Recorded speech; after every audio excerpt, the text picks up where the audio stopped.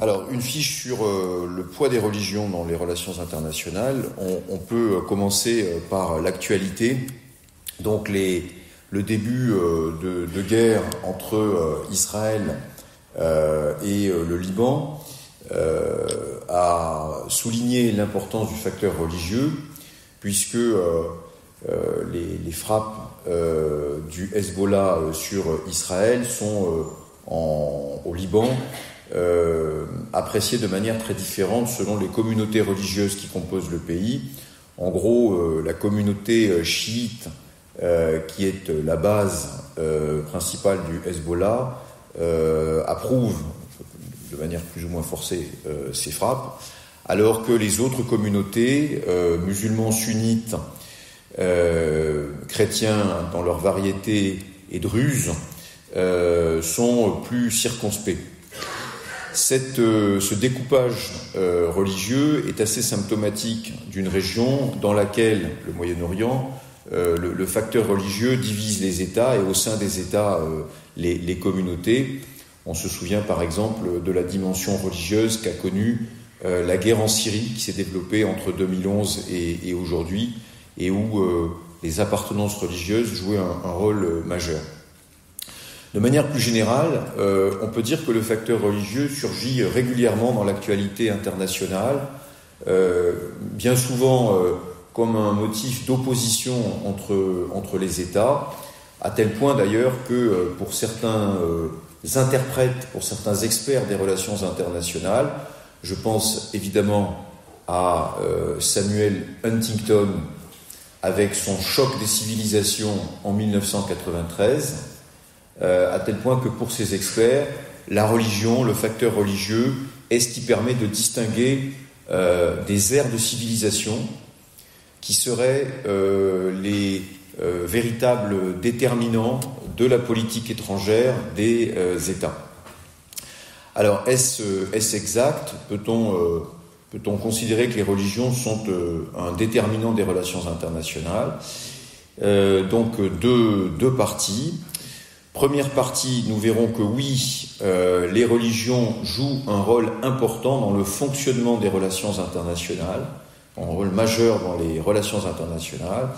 Mais deuxième partie, nous relativiserons leur rôle en fonction, en réalité, de leur organisation. Alors, première partie, je reviens d'abord sur les religions qui jouent un rôle majeur dans les relations internationales. Petit 1, cette importance des religions, c'est une importance qui est historique, même si elle a été ravivée aujourd'hui et que les religions jouent un rôle dans les relations internationales contemporaines.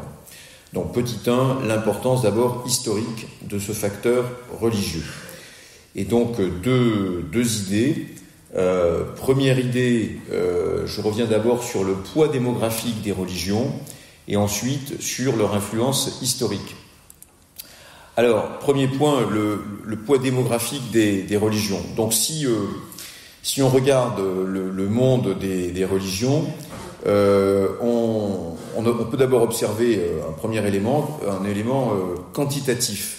Vous avez des religions qui sont extrêmement répandues sur la planète et vous avez des religions beaucoup plus réduites en termes de nombre de fidèles.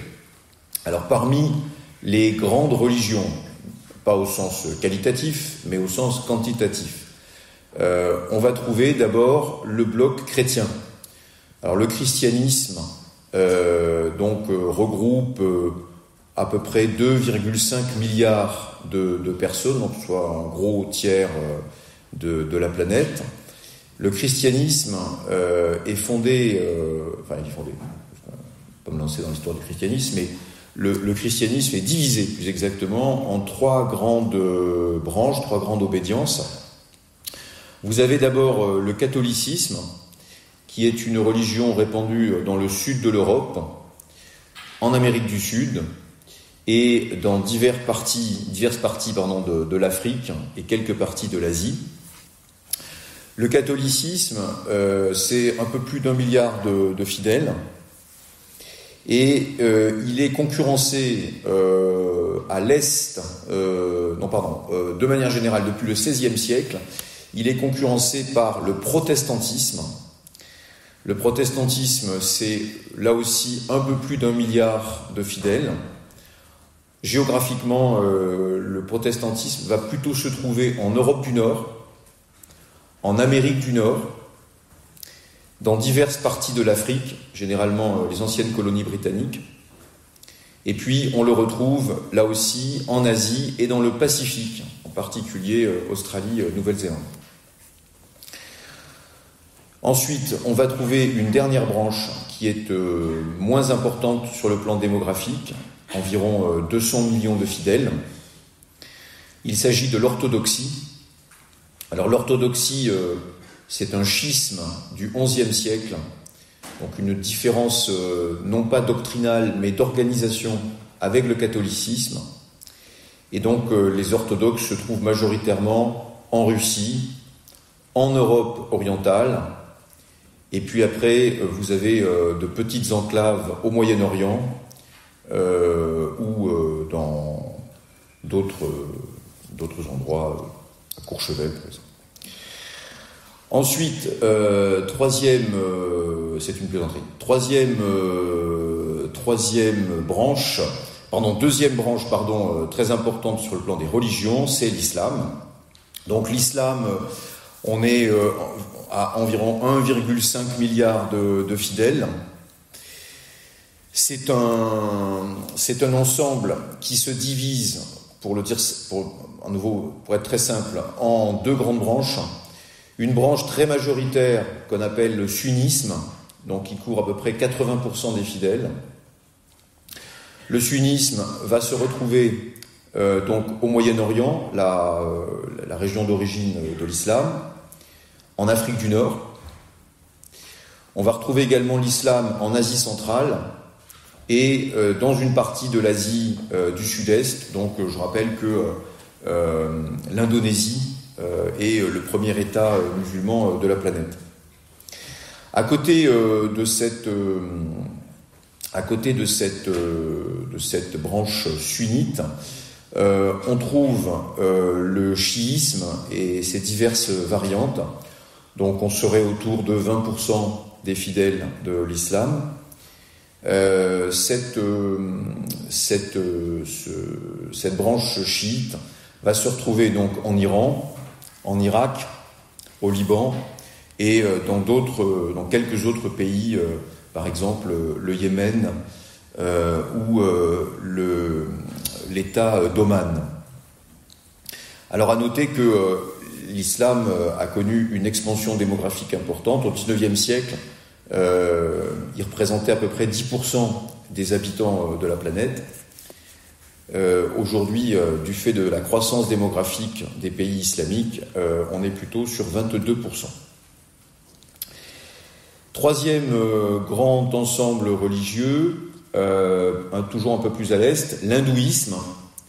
Alors l'hindouisme est une religion complexe, c'est une religion de type polythéiste, contrairement aux deux premières qui étaient des monothéismes.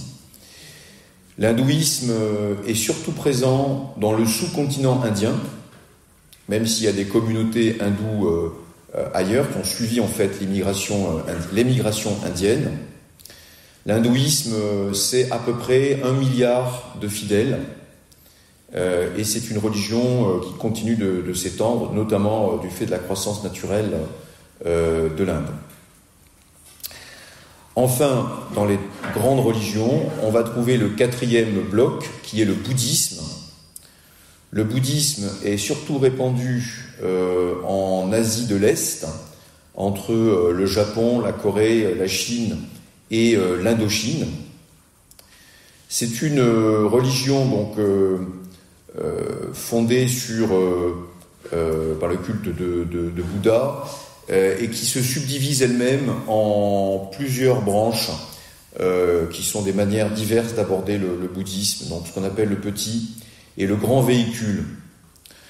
Le nombre de bouddhistes est difficile à estimer, on est entre 500 millions et un peu moins d'1 milliard, mais plutôt dans le bas du classement. Alors ces grandes religions dominent la scène religieuse mondiale, mais vous allez trouver de petites religions qui ont un rôle politique parfois très important. Évidemment, on peut penser au judaïsme. Je rappelle qu'il y a une quinzaine de millions de juifs. Pour l'essentiel, ils sont, pour une moitié en tout cas, ils sont en Israël. Et puis on va trouver des religions de type animiste. L'animisme, c'est le culte des âmes. Alors on trouve des religions animistes en Afrique, en Asie. Et en Asie, certaines de ces religions ont une importance politique très grande. Je pense au shintoïsme. Le shintoïsme est à la base de l'État japonais. Pour les shintoïstes, donc pour une partie du peuple japonais, par exemple, l'empereur est un dieu vivant. Alors à côté de ces grandes et de ces petites religions, vous avez évidemment aussi le développement de l'agnosticisme, du doute religieux, ou à côté de l'agnosticisme, de l'athéisme. Cette incroyance s'est beaucoup répandue au XXe siècle avec principalement les régimes communistes en URSS et en Chine. Et aujourd'hui, il est très présent aussi dans les sociétés occidentales, principalement en Europe, en particulier en Europe occidentale, même si, ce sera mon deuxième point, l'influence historique de la religion se maintient. Alors au XXe siècle, vous avez eu, donc c'est mon deuxième point, l'influence historique des religions. Au XXe siècle, les religions ont joué un rôle important dans les relations internationales. Je donnerai 3 exemples. Premier exemple, dans les grandes religions, évidemment, le rôle du christianisme. Alors, et au sein du rôle du christianisme, le rôle du catholicisme. En effet, là, il faut se souvenir que le catholicisme était une force politique au XIXe siècle et qu'il s'est heurté à l'expansion, à la création du nationalisme en Italie. Donc, en 1870, vous avez l'annexion de Rome par le nouvel État italien et le pape est alors privé de ses États. Cela ouvre ce qu'on appelle la question romaine, c'est-à-dire que le pape demande à tous les catholiques de ne pas reconnaître l'Italie tant qu'il n'aura pas obtenu de nouveau un territoire indépendant. Alors cette question romaine va durer plusieurs décennies et elle sera finalement résolue en 1929, comme beaucoup d'autres problèmes, par le fascisme, avec, c'est à nouveau une plaisanterie bien sûr, avec la signature des accords du Latran qui confèrent à l'État pontifical un petit territoire, donc le Vatican, au sein de Rome. Et à partir de là, d'une part, le catholicisme est doté d'un État, et d'autre part, la question romaine se termine. Il n'y a plus de contentieux entre les catholiques et la Nouvelle-Italie. Alors, on a un peu un phénomène similaire dans le cas de l'islam. L'islam, en fait, jusqu'à la Première Guerre mondiale, est très largement dominé par l'Empire ottoman. La disparition de l'Empire ottoman va profondément ébranler le monde islamique, puisque le sultan de l'Empire ottoman était aussi le commandeur des croyants. Donc il y avait une unité entre la politique et la religion.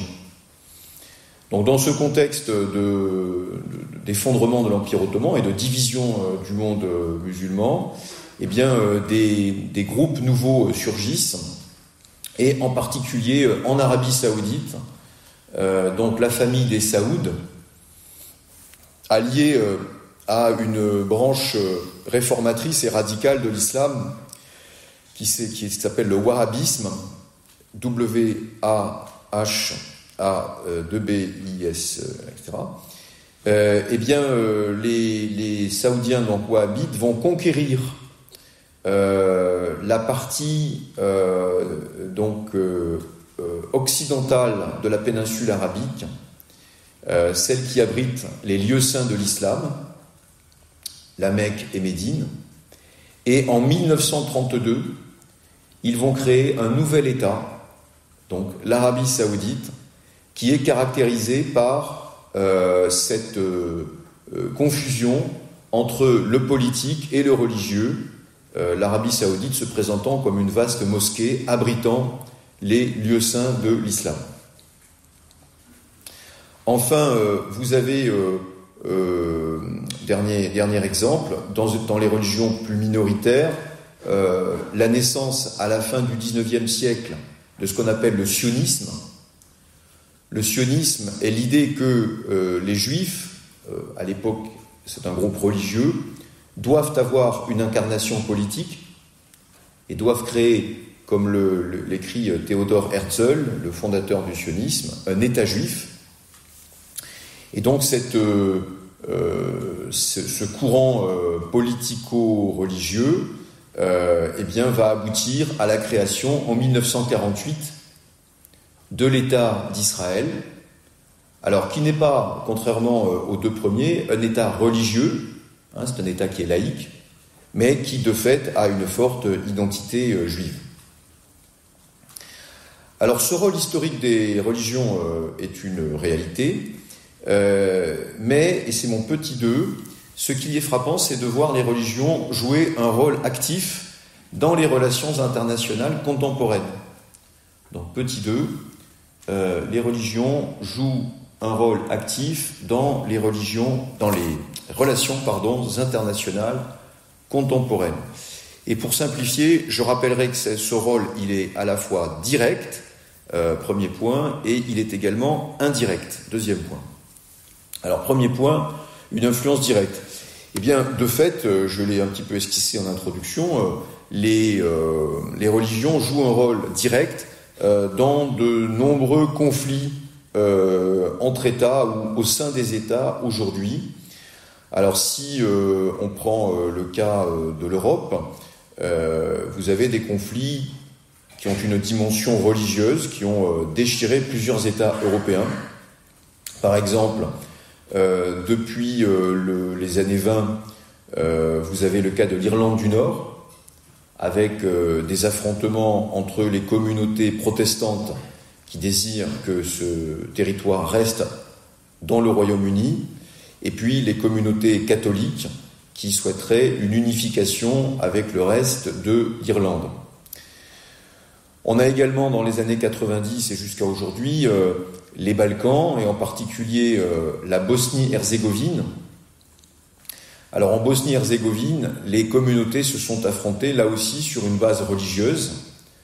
Les Serbes sont de culture orthodoxe, les Croates sont des catholiques, et enfin les Bosniaques sont des musulmans. Musulmans, c'était même le nom d'une nationalité dans l'ex-Yougoslavie.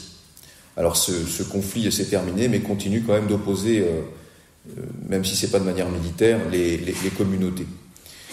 À l'extérieur de l'Europe, le nombre de conflits ayant une dimension religieuse est extrêmement long, extrêmement vaste. Donc évidemment, on peut penser au conflit entre Israël et les États arabes, qui a une forte dimension religieuse, mais par exemple, on peut citer aussi l'Inde et le Pakistan. L'Inde est un État laïque, mais quand même dominé par les hindous, et puis le Pakistan, lui, est un État, on aurait pu le prendre comme exemple, qui a été constitué sur une base religieuse pour accueillir les musulmans du sous-continent indien. Alors ces conflits sont une réalité, mais ils ne résument pas quand même l'influence directe des religions. Parfois, je termine là-dessus, le premier point, elles ont une influence plus pacifique sur les relations internationales. Alors je pense à l'influence des communautés religieuses pour résoudre les conflits. Le président Macron s'est récemment exprimé devant la communauté de Sant'Egidio, SANT'_EGIDIO. C'est une communauté catholique qui est spécialisée dans la résolution des conflits et qui est créditée d'un certain nombre de succès, par exemple en Afrique, au Mozambique. Ils ont parrainé les accords de paix des années 90, dans une guerre qui opposait communistes, enfin pro-communistes et pro-occidentaux. Et puis on peut mentionner aussi l'activité de l'Église catholique qui s'appelle le dialogue interreligieux.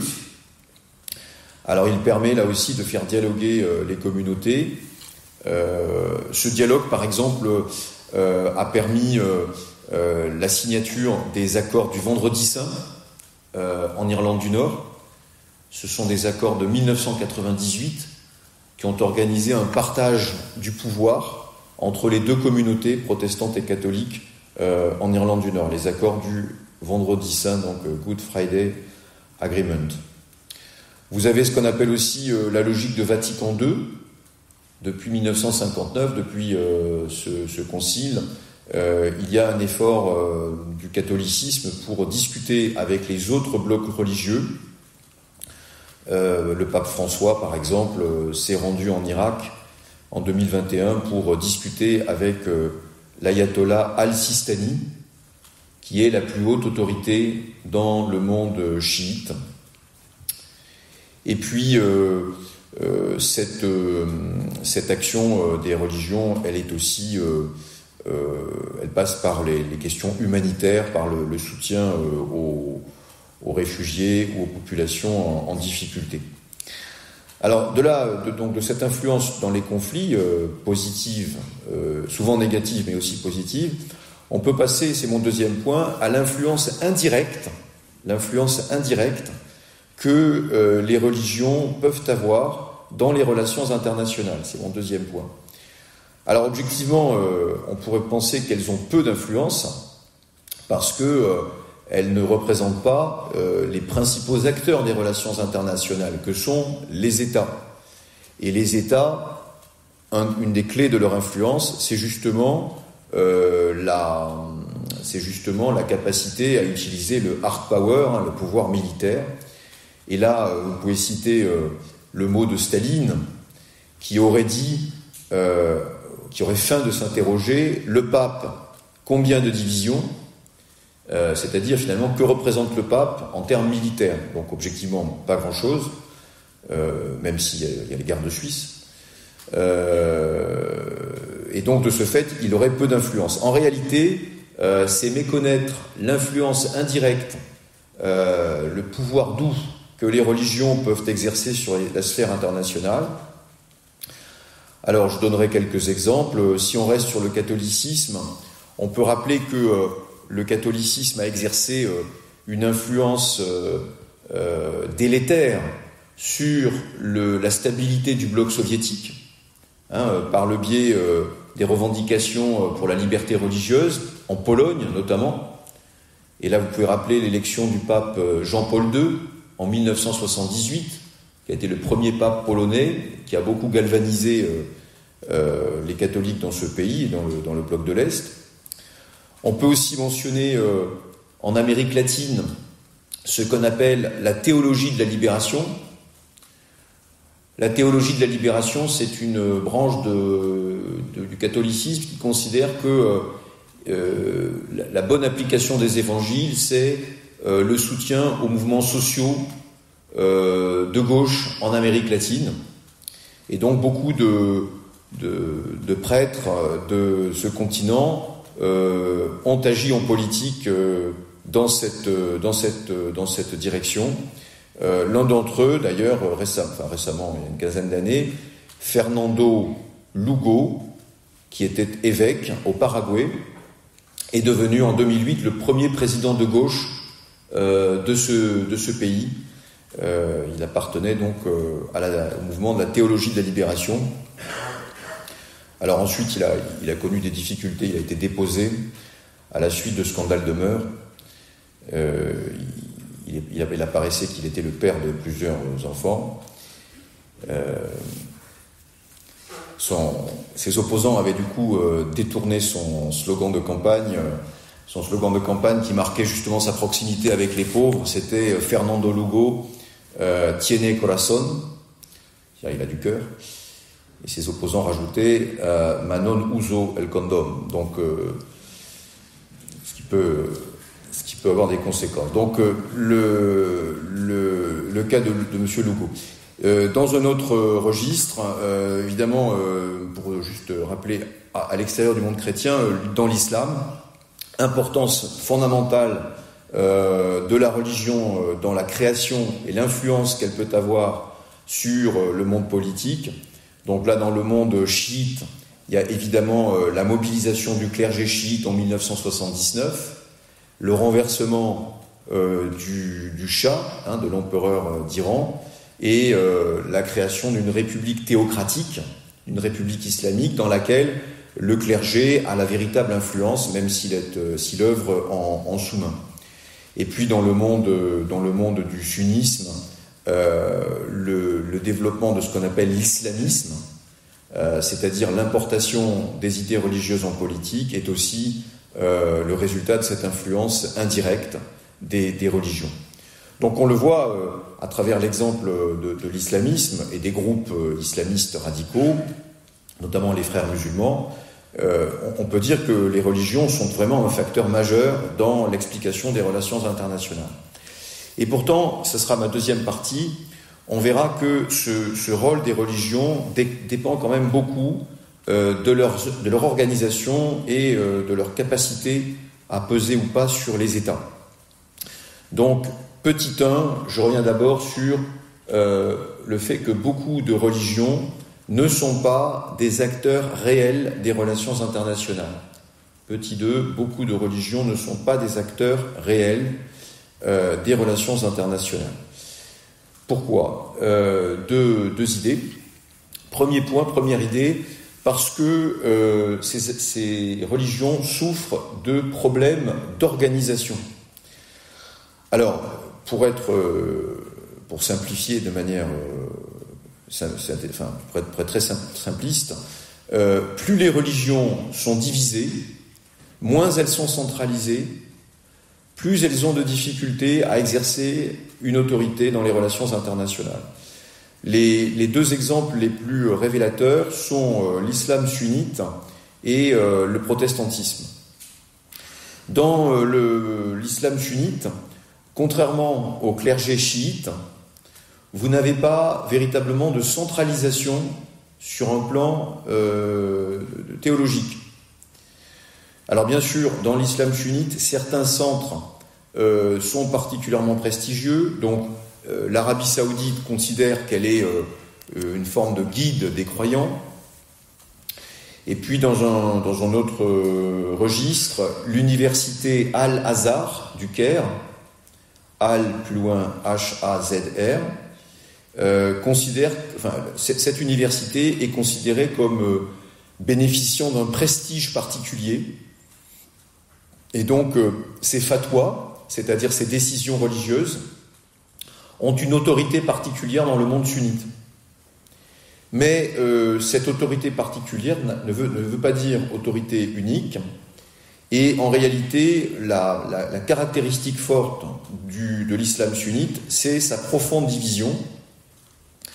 Et cette profonde division l'empêche d'exercer un magistère politique, puisque, en fait, personne ne peut vraiment prétendre s'exprimer en son nom. On a un peu le même phénomène avec le protestantisme au sein du christianisme.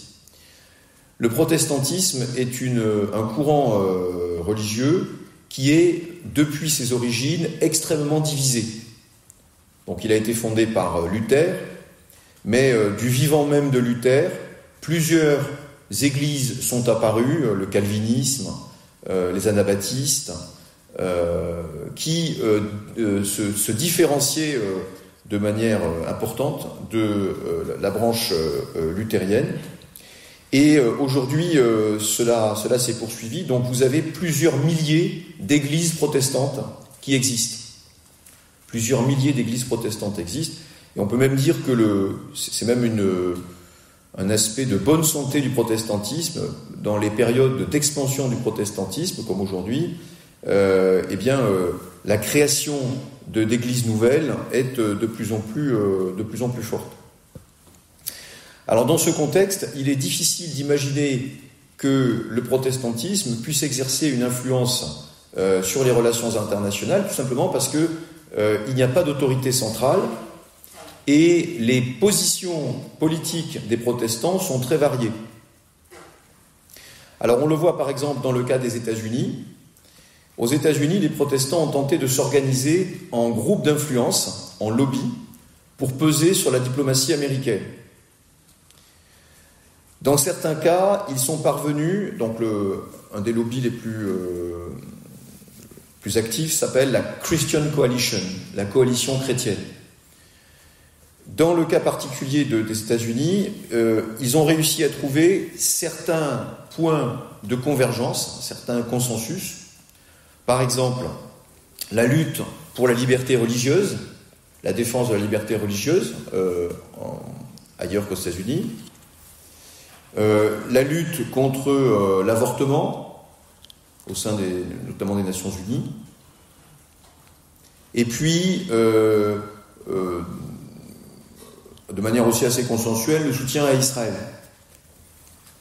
Mais en revanche, sur beaucoup d'autres points de politique étrangère, ces groupes protestants sont divisés. Par exemple, sur la question de savoir s'il faut que les États-Unis interviennent ou pas dans les conflits, vous avez des divisions profondes. Et si on prend un exemple un peu ancien, la guerre en Irak, en 2003, certaines églises ont soutenu l'intervention américaine, d'autres, au contraire, l'ont combattue.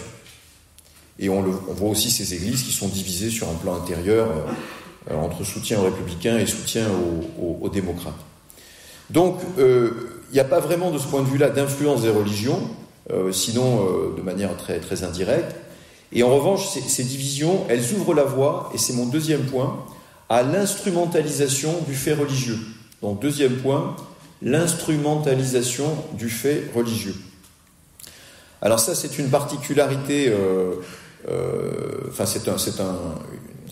c'est un phénomène qu'on observe, que l'instrumentalisation de la religion par les États, qui en fait font des religions ou des groupes religieux un axe de leur politique étrangère, un outil de leur politique étrangère. Alors on le voit par exemple dans le monde orthodoxe. Dans le monde orthodoxe, l'orthodoxie, elle est étroitement liée aux États. Vous avez 14 patriarcats autocéphales. 14 patriarcats autocéphales. Ça veut dire que chaque église orthodoxe est organisée autour d'un patriarcat national. Et évidemment, dans la plupart des cas, dans l'histoire, les États se sont appuyés sur l'Église pour mener leur politique étrangère.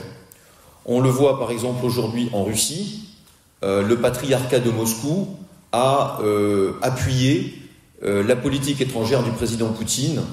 On a même vu, par exemple, des prêtres orthodoxes bénir les bombes qui étaient envoyées en Syrie lorsque la Russie intervenait dans ce pays. Et aujourd'hui, le patriarcat de Moscou soutient l'invasion de l'Ukraine. Alors c'est la raison d'ailleurs pour laquelle, depuis 2018, l'Ukraine tente de faire émerger un patriarcat autocéphale. Elle a obtenu en 2018 un appui très important, puisque le patriarcat de Constantinople, qui est le plus prestigieux, parce que il est le plus ancien, celui qui était attaché à l'Empire byzantin. Donc le patriarcat de Constantinople, qui est toujours à Istanbul, a reconnu le caractère autocéphale du patriarcat ukrainien. Et donc petit à petit, celui-ci essaie de récupérer la gestion des églises et des monastères en Ukraine, au détriment du patriarcat de Moscou, qui était jusqu'ici celui qui exerçait la plus grande influence en Ukraine. On a un peu le même phénomène dans le monde islamique. Alors, l'Iran, la République islamique d'Iran, elle instrumentalise les groupes chiites à l'extérieur de son territoire pour mener sa politique étrangère. Et puis l'Arabie saoudite, dont je parlais tout à l'heure, elle a créé en 1969 l'organisation de la conférence islamique. L'organisation de la conférence islamique est une organisation internationale religieuse, c'est une des rares qui existent. Elle est basée à Jeddah, en Arabie saoudite. et elle est un relais de l'influence diplomatique de l'Arabie saoudite. Par exemple, au début des années 2000, elle avait suspendu la Syrie, contre laquelle l'Arabie saoudite était mobilisée. Et puis au sein de l'ONU, l'OCI, elle pousse des positions, elle souhaiterait par exemple introduire un principe de diffamation des religions qui viendrait contrebalancer la liberté religieuse reconnue par la Déclaration des droits universels en 1948. Enfin, pour donner un dernier exemple moins connu, dans le monde du bouddhisme, vous avez ce même type de division qui existe. Donc, il y a deux organisations rivales, le Forum bouddhiste mondial. Le Forum bouddhiste mondial est poussé par la Chine et il se heurte à la conférence bouddhiste internationale. La conférence bouddhiste internationale, elle est poussée par l'Inde. L'Inde, alors il y a peu de bouddhistes en Inde, mais l'Inde revendique d'être l'état de naissance de Bouddha. Et puis, en réalité, derrière cette rivalité géopolitique, il y a un sujet très précis qui est la question du Tibet. Alors ça m'offre une transition vers le petit 2. Certaines confessions mènent une véritable diplomatie. Petit 2, certaines confessions mènent une véritable diplomatie. Donc là, deux points. Premier point, donc un focus sur le mouvement tibétain. Alors le Tibet, le cas du Tibet est intéressant. C'est un État, le Tibet, qui était un État théocratique. Donc il a été proclamé indépendant en 1912. Avec une dimension donc territoriale, un gouvernement, un État, une population, mais une direction qui était religieuse. Donc c'est le Dalai Lama qui est à la tête de cet État avec une forme particulière de bouddhisme. Alors le Tibet n'a pas été reconnu sur le plan international, il n'est pas rentré à la Société des Nations. Et en 1950, après le triomphe des communistes en Chine, il a été occupé par la Chine. En 1959, le Dalai Lama s'est exilé à Dharamsala. Donc Dharamsala, D-H-A-R-A-M-S-A-L-A, c'est en Inde. Et depuis, l'actuel Dalai Lama, qui est le 14e du nom, mène un combat pour l'indépendance du Tibet. Alors ce combat s'est transformé dans les dernières années en combat pour l'autonomie du Tibet. Il a abandonné la lutte armée, la lutte militaire, et il s'est même aujourd'hui retiré des affaires politiques directes. Donc depuis 2011, il a nommé un Premier ministre qui dirige le gouvernement du Tibet en exil. Donc il y a une forme de laïcisation du pouvoir tibétain, même si celui-ci continue d'être reconnu en tant qu'interlocuteur.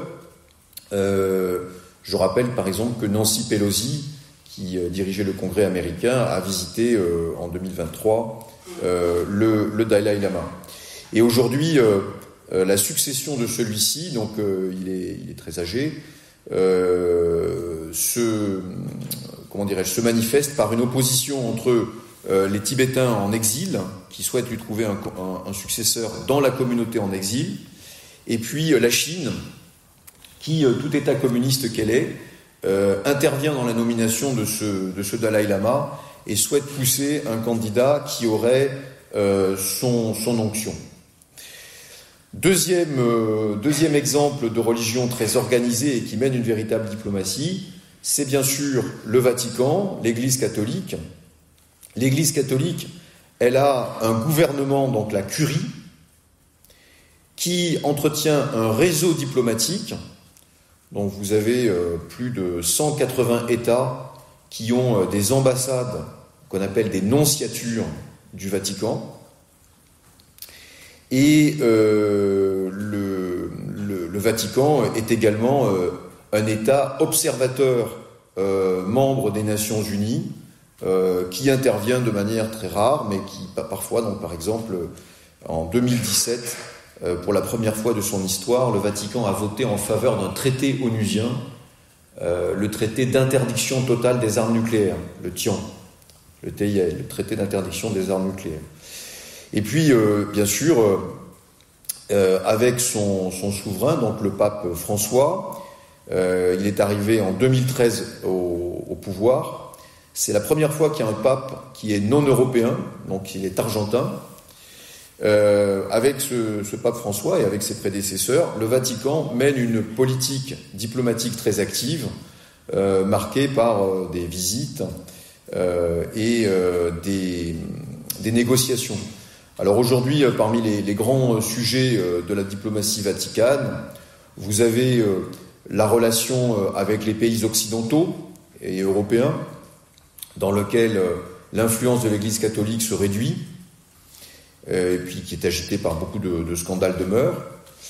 Vous avez les relations avec les nouveaux pays, les pays du Sud, qui sont au contraire la partie la plus dynamique de l'Église catholique sur le plan démographique.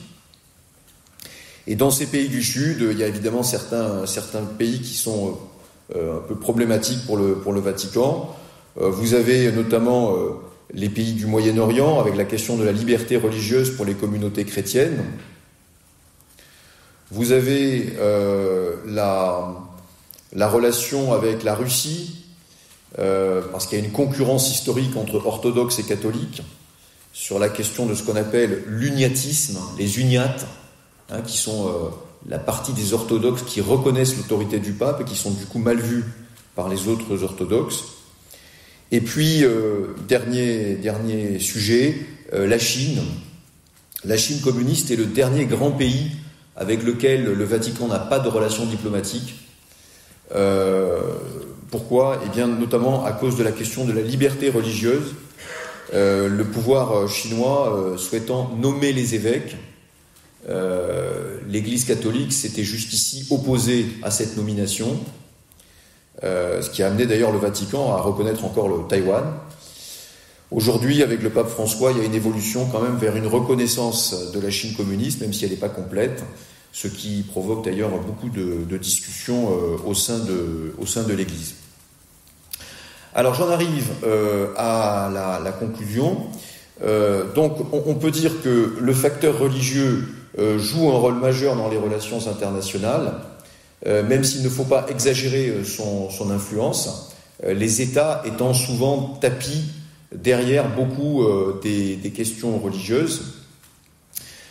Quelle est la place de l'Union européenne dans ce débat ? Pour faire une petite ouverture sur l'UE, eh bien, on le voit, c'est pas un sujet sur lequel l'Union européenne peut avoir beaucoup de prise, pour deux raisons. Première raison, parce que l'Union européenne est formée d'États où les religions ont un statut très différent. D'abord, certains États sont laïques, comme la France, d'autres, au contraire, donnent un rôle officiel à la religion, comme par exemple le Danemark. Et puis, deuxième élément, vous avez la construction européenne qui s'est faite entre États de tradition chrétienne, mais lorsque, en 2005, on a rédigé une constitution de l'Europe, la France, à l'époque de Jacques Chirac, s'est opposée à ce que cette constitution introduise un préambule dans lequel on faisait référence aux racines chrétiennes de l'Europe. Et de manière générale, le rapport de l'Union européenne avec les religions est un rapport compliqué. On se souvient de l'année dernière des polémiques qui avaient suivi l'interdiction d'utiliser le mot de Noël dans les institutions européennes. Donc c'est plutôt une relation de méfiance, en tout cas pas d'instrumentalisation que celle de l'Union européenne, qui se construit plutôt sur un projet de neutralité religieuse. Alors cette fiche sur l'énergie dans les relations internationales, on peut la commencer par les crises moyen-orientales, comme celle que connaît actuellement l'Iran face à Israël.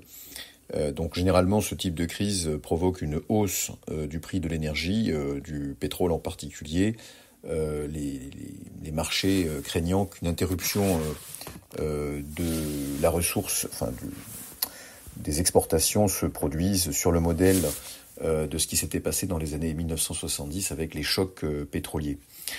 Alors cela montre que l'énergie joue un rôle majeur dans les relations internationales. C'est une ressource précieuse. Est-elle même, pour certains, au fondement du comportement de certains États? Y a-t-il une politique énergétique, voire même un rôle majeur des pétroliers dans les décisions que prennent les États? C'est ce qu'on peut se demander. Donc, quel est le rôle de l'énergie dans les relations internationales? Eh bien, nous verrons, première partie, que l'énergie est un facteur clé d'interprétation des relations internationales, mais qu'elle n'a pas toujours le rôle déterminant qu'on lui prête. Première partie, je rappelle d'abord qu'elle joue un rôle clé, un rôle majeur dans les relations internationales. Alors, deux idées. Première sous-partie, d'abord parce que la compétition internationale pour les ressources est réelle. Ensuite, parce que contrôler les ressources, c'est bien un facteur de puissance dans les relations internationales.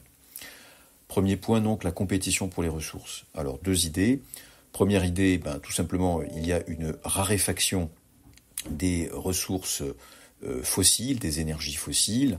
Donc là, il faut rappeler que les énergies fossiles, elles restent les énergies qui sont elles restent principalement utilisées par l'économie, par les sociétés modernes. Donc en gros, pratiquement 90% dans le bilan énergétique de l'économie mondiale, ça vient du triplé pétrole, charbon et gaz. Et puis ensuite, on a une dizaine de pourcents qui est fourni par les énergies renouvelables et par le pétrole.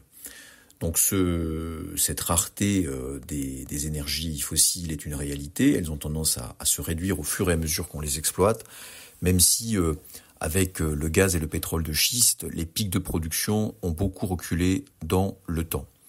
Alors dans ce contexte, c'est mon deuxième point, il y a une compétition entre les États pour capter ces ressources. Cette captation, elle est d'abord le fait des États consommateurs d'énergie.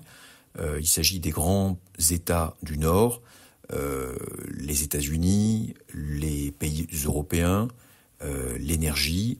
Le Japon, importe leur énergie. Alors dans le cas particulier de l'Union européenne, 56% de l'énergie est importée. L'Union européenne, elle importe 90% de son pétrole, 70% de son gaz. Vous avez ensuite certains États européens qui sont un peu plus favorisés. Par exemple, la France n'importe que 54% de son énergie. Pourquoi ? Eh bien, grâce à la politique nucléaire.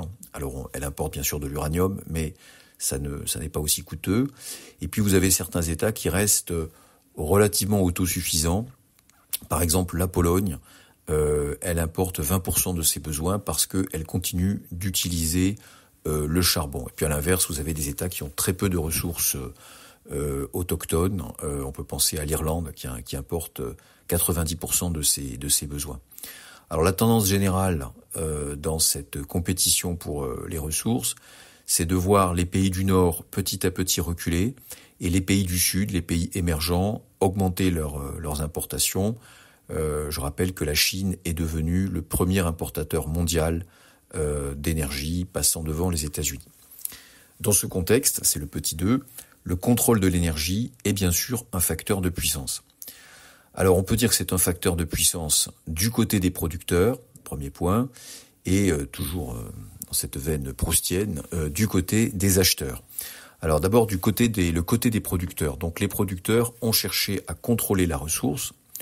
On le voit par exemple avec le pétrole et la constitution en 1960 de l'OPEP, l'Organisation des pays exportateurs de pétrole, qui contrôle d'abord la rente pétrolière face aux grandes compagnies, les 7 sœurs qui exploitaient ces ressources, et puis qui ensuite vont en faire une manipulation un peu politique. Donc là, on peut mentionner le premier choc pétrolier de 1973. Les pays arabes décident de restreindre leurs exportations de pétrole pour punir les pays occidentaux qui soutenaient l'État d'Israël dans la guerre du Kippour. À l'époque, le prix du pétrole avait quadruplé. Depuis, l'OPEP continue d'opérer, depuis Vienne. les États membres donc fixent des quotas de production et tentent de manipuler les cours. On a un peu le même phénomène avec des pays exportateurs de gaz.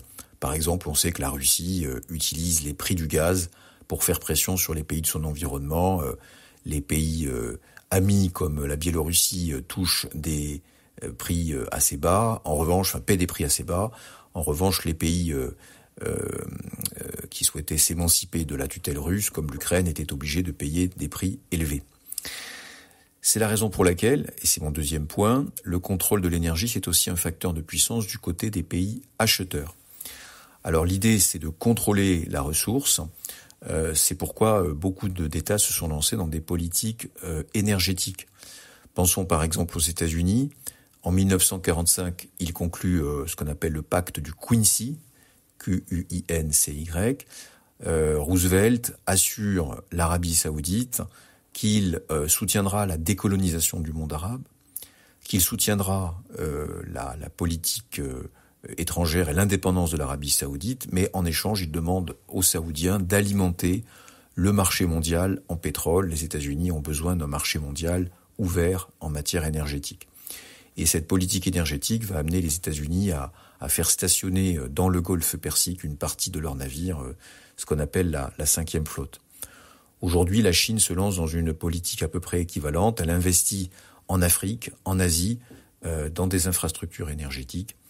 Je rappelle par exemple que en Asie centrale, depuis 2009, vous avez un gazoduc chinois qui amène le gaz donc du Turkménistan vers la Chine. Traditionnellement, les gazoducs partaient plutôt vers la Russie et l'Europe. Donc c'est le début d'une réorientation des flux vers la Chine. Donc un rôle majeur pour l'énergie. Pour autant, deuxième partie, l'énergie ne joue pas toujours un rôle déterminant dans les relations internationales. Il n'y a pas de déterminisme énergétique. Pourquoi ? Première sous-partie, parce que l'arme énergétique a des limites. Alors, deux idées. Première idée, le contrôle que les producteurs exercent sur les marchés est assez faible. L'OPEP, par exemple, est très divisé. Vous avez certains États qui veulent manipuler le prix de l'énergie pour des raisons politiques. Pensons à l'Iran, pensons au Venezuela. Et vous avez au contraire des États comme l'Arabie Saoudite qui sont quand même soucieux de ne pas augmenter outrageusement le prix pour maintenir les pays acheteurs à flot. L'OPEP, en outre, est de plus en plus divisée.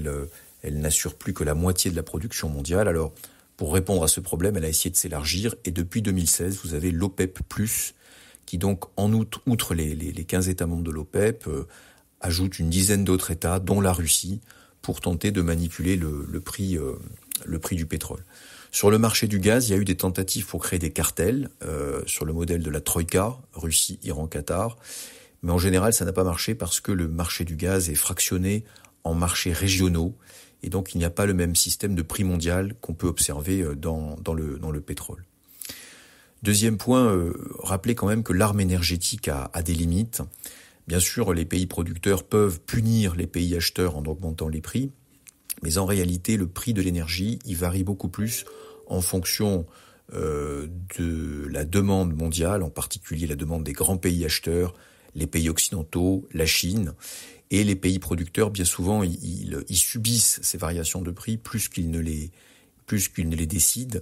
Par ailleurs, le fait de posséder des capacités énergétiques, des ressources énergétiques, c'est parfois une malédiction. On a vu donc des conflits éclater entre États qui se disputaient la ressource. Pensons par exemple au Nigeria face au Cameroun. Et puis vous avez aussi une mauvaise gestion par les États producteurs de leurs ressources qui peut amener à des réductions de leurs capacités. Pensons par exemple au Venezuela.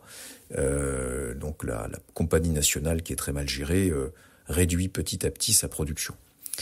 Alors dans ce contexte, l'efficacité, c'est mon petit 2, l'efficacité de l'arme énergétique pourrait se réduire à l'avenir sous deux effets. Alors premier effet, vous avez d'abord une volonté de certains États de se déprendre de la dépendance énergétique en développant les politiques d'indépendance énergétique. Cette volonté, elle est accentuée par la transition énergétique vers un système fondé sur davantage d'énergie renouvelable, vers un système moins consommateur d'énergie et vers aussi des innovations technologiques parmi lesquelles le nucléaire. Alors certains États sont allés assez loin dans cette réduction de l'indépendance énergétique, dans cet accès à l'indépendance énergétique. Pensons aux États-Unis, qui grâce au gaz et au pétrole de schiste sont devenus non seulement autosuffisants, mais même certaines années ils exportent le gaz et le pétrole, donc ils sont beaucoup moins dépendants de l'importation qu'auparavant. L'Union européenne, elle a un peu le même type d'interrogation. Même si ces engagements énergétiques la portent davantage vers une consommation moindre, plutôt que vers des innovations comme le gaz et le pétrole de schiste qui sont encore très discutées. Deuxième point, l'efficacité de l'arme énergétique pourrait aussi se réduire parce que la coopération internationale est assez forte. Alors depuis 1974, il y a l'Agence internationale de l'énergie, l'AIE, qui organise par exemple dans chaque État consommateur la création de réserves stratégiques, ce qui fait qu'en cas de choc pétrolier ou de choc gazier, il y a la possibilité d'utiliser ces ressources et d'éviter la hausse des prix. Par ailleurs, il y a des actions juridiques contre les situations de cartel, les situations de monopole. On le voit par exemple dans l'Union européenne avec l'action contre Gazprom, qui est accusé d'avoir profité de sa situation de domination sur le marché énergétique. Donc il y a des enquêtes anti-monopole qui sont en cours. Et puis bien sûr, en lien avec la guerre en Ukraine depuis 2022, il y a la volonté de l'Union européenne de se déprendre du gaz russe et de chercher des sources alternatives. Donc c'est une autre manière, par la coopération internationale, d'arriver à plus d'indépendance. Alors en conclusion, malgré ces efforts, on peut penser que l'énergie restera un enjeu majeur des relations internationales dans l'avenir. L'Union européenne est un peu à mi-chemin. Elle hésite à devenir un producteur d'énergie. Elle a au contraire tendance, notamment pour des questions de coûts ou des questions environnementales, à fermer ses ressources autochtones. On pense par exemple au charbon, on pense aussi aux centrales énergétiques utilisant le charbon. Elle hésite, je l'ai dit, devant le gaz et le pétrole de schiste. Et puis en même temps, elle a une volonté d'être un peu plus géopolitique, donc elle a été amenée à se rapprocher de certains États du Moyen-Orient, notamment le Qatar, pour garantir son approvisionnement en énergie.